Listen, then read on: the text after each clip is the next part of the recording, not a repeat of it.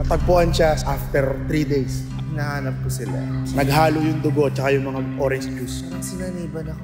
Pari Kanye hala. ikaw, alam mo.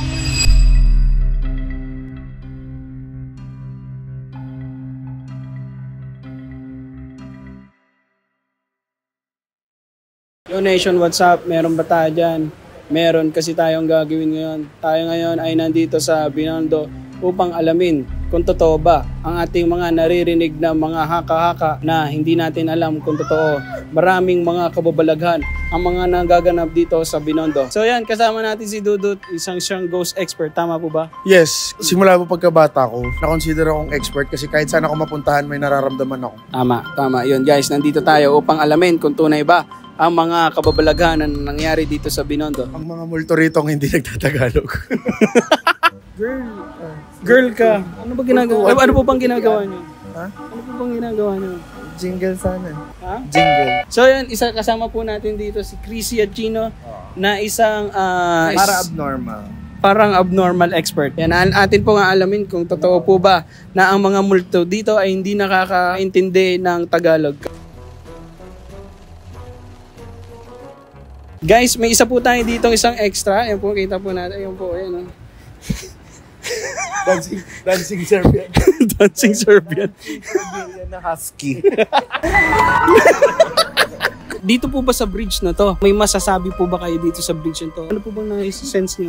Hinahanap ko sila. Pinapalapit ko sila. Di po ba nakakatakot yan? Huwag ka maingay. Putang ina.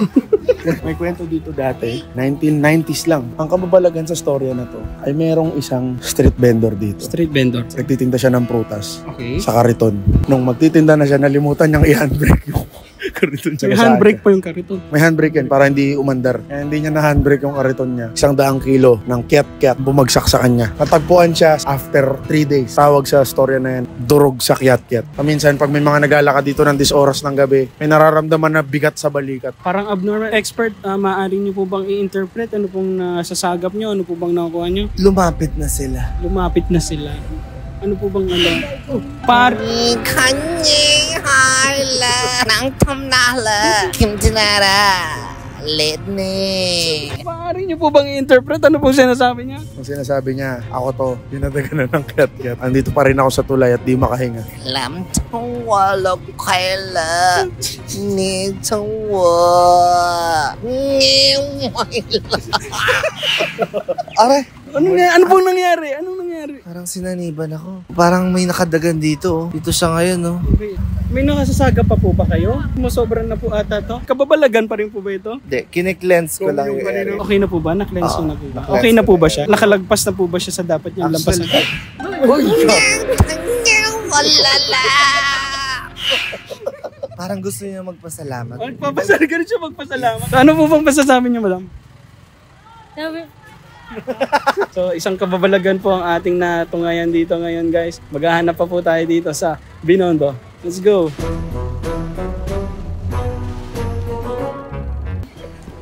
Uy, gago, dancing Serbian Gang.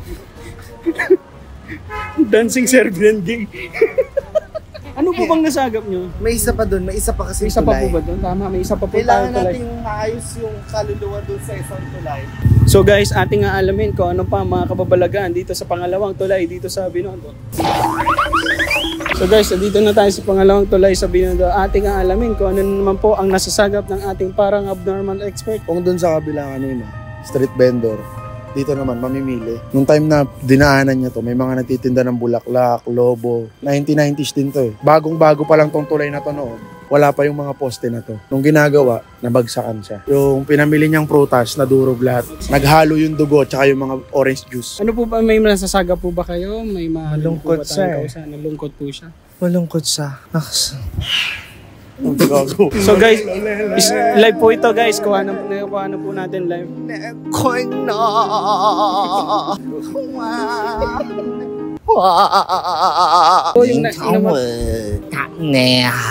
Sabi niya, simula daw nung dumami na yung nagtitinda rito, dumami na rin daw yung mamimili. Kaya habang nakatingin daw siya sa taas, tuwan-tuwa daw siya na yung mga dati niyang kababata, mga negosyante na.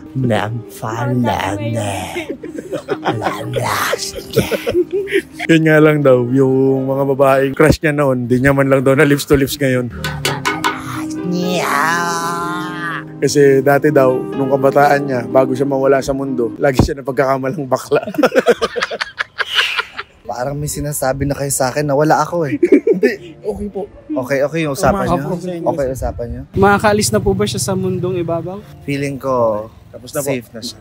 Wala na po dito. Sabi niya, maraming salamat sa inyo, Spirit Warriors, at paalis na rin po ako.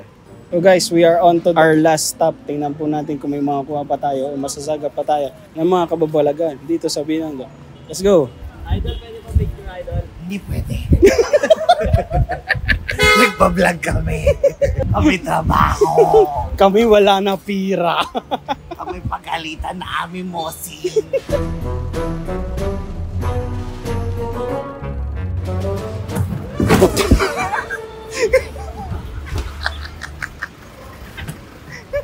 Dito maraming issue tong street na to. Marami daw pong issue tong street na to. Gawa nito sa Bino Padilla Street. Oo. Ano po bang kwento dito? Nung panahon dati, hindi pa uso yung cellphone. Uso pa lang nun, radyo. Ano pong nasasagap nyo? Ano pong ginagawa nyo? Dito, bata ang pinag-awayan. Bata. Nasasagap ko bata. Kuya. Kasi nanalas na ako. Okay lang, bro. Ikaw si Kuya. Kasi lalaki. Hindi mo picture sa cellphone ko na iwan. Bakit nakarainom ako? Akala niya, di ko alam. Ikaw, alam ko eh. Si you. Oo, di ba? Tapos ikaw, si Dudut. Oo, di ba? Nangyari, brother? Pahinga mo lang yan. Pahinga mo lang yan. Walang problema yan. Si Konya eh. Chino eh. Yung Gino po. Yung Gino. Ay, yung barkada mo nagpa-picture. Pero nung kanina, hindi ka palasing nun. Hindi pa eh. Di mabilis ka pala malasing. Oo. Hindi naman. Hindi naman. Hindi naman. Inabangan yun nila. Hindi na pa ninabangan nila. Hindi nila alam. Paano ba sila makakabalik dito? Nakita nila ako. Kasi daming tao dun. Oh, picture tayo. Paano mag-picture sa inyo? Wala akong dalang cellphone. Ako nga magpipicture sa ating tatlo. Tapos, Send namin sa'yo. yan. Pasensya lang ha. Oo. Pasensya lang. Lasing na ako. Okay, Okay lang. Tapos bukas. Inabangan nyo kayo kasi siya, sa trabaho namin, nag-absent pa siya. Sayang. Hindi niya- Nag-absent pa siya para lang sa inyo. Sa tipayaman. Ay, ikaw ngayon, sino kaaway mo ngayon? Wala? Wala ko naman Ba't ka kaaway. naiyak? Kaso nga lang, pinag-iisipan ko masama. Ikaw? Gusto ko lang alam naman. Patunayan yung sarili ko. Oh, kaya mo yan. Ito mas malupit ka. Mas idol kita kasi ikaw, kilala mo pa rin kami kahit nalasing ka na. Anong ininom mo? Grabe na sa inyo. Alfonso Redors. Hindi naman. Gusto naman. Redors. Oh, sarap. Gusto ko binitawang salita. Nakita namin. See you. Oo. Ako yun. Kasi masungit to no? Hindi ko alam. Puta maitim sa... Video. Oo. Pogi sa personal. Pwede mo mag... Labas? Yan. Ay, sorry. dagan. Lami kaayo. May joke ko sa'yo. Ano yan? Joke yan. Gusto ko yung joke. Yan! Hindi ako gwapo. Oh. Pero hindi artista. Oh. Artista, sino sinabihan mo? Sino ba sinabihan ko? Brother. Sino sinabihan ko? Si... basta! Basta ka! Di ba narinig ko, love? Oh, love. Ano yung sabihin ng love? Wow, jowa ko yan. Sana all? Hindi. Ang merienda mo, ang merienda. Ano yan? Hindi yan. Hindi ako tumatanggap niyan. Ayaw mo? Oh, balik, wag. Hindi ako tumatanggap niyan. Hindi ko alam. Mas gwapo pa rin sa personal. See you? Oh. Ang itim sa video. Oh. Ang puti pa sa personal. Ang itim yan. Nagagawa na ako eh. Tapos ikaw! Gwapo talaga? Oo, gabata. Hindi ko alam masabi ko. Baka makatulog ka na rito. Ha? Baka makatulog ka na. Paano na? Baka umuwi na rin kami. Gira, dito Yung- na kami. Salamat. Maraming salamat, Marvin. Ha. Pero hindi ko alam nga. Putang, gwapo niyo pala. Sige na. Marvin, pahinga na. Ingat ka, brother, ha. Bye-bye. Bye-bye. Alisin na. Ano yung sasabihin mo? Pinakitaan kita sa pangatlong kaluluwa. Hindi na siya sumanib. Oo. Siya na mismo. siya na ang pumunta't nagpakita. Ganun talaga siya. Oo.